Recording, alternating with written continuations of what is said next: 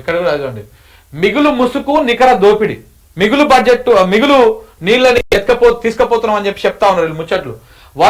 వరద జలాల ఆధారంగా బనకచెర్ల చేపడతామంటున్న చంద్రబాబు. సముద్రంలో కలిసే నీటి పరిణామం పైన శాస్త్రీయతకు చోటెక్కడా?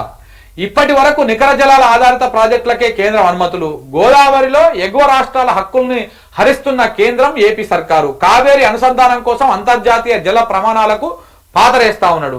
పోతిరెడ్డిపాడులోను జలాలపైన హక్కు కోరబోతున్న పోతిరెడ్డిపాడులోను జలాలపై హక్కు కోరబోతున్న కోరబోమన్న నాటి సీఎం వైఎస్ రాజశేఖర రెడ్డి. ఇప్పుడు గిరిగీసి ఏటా 200 టీఎంసీలు వాడుకుంటున్న ఆంధ్రప్రదేశ్. అప్పుడు మాకు హక్కే లేదు, ఏదైతే వరద జలాలు వస్తాయో ఆ నీళ్ళని మాత్రమే వాడుకుంటామని చెప్పేసి కట్టిరు దాన్ని. ఇప్పుడు ఆ వరద జలాలు వచ్చినా రాకపోయినా నికర జలాల నుంచి ఉన్న సుక్క మొత్తం నుంచి 200 టీఎంసీలు ప్రతి ఏడు వాడుకుంటా ఉంది. ఏది కృష్ణా మీద కట్టింది. తెలంగాణకు చారిత్రక అన్యాయం పైన కాంగ్రెస్ ప్రభుత్వం మొద్దు నిద్రపోతుంది. దున్నపోతు నిద్ర, మొద్దు నిద్ర అన్నది దీన్ని. దున్నపోతు మీద వానవాడి, జడి వానవాడి, రాళ్ల వాన పడ్డా కానీ అది ఉలుక్తలేదు, పలుకుతలేదు. మరి ఆ దున్నపోతుకి ఎప్పుడు బుద్ధి వస్తుందో, ఎప్పుడు జ్ఞానం వస్తుందో, ఎప్పుడు తెలంగాణ బాగుపడుతుందో, ఎప్పుడు తెలంగాణ తెరలుకు వస్తుందో అర్థమవుతలేదు.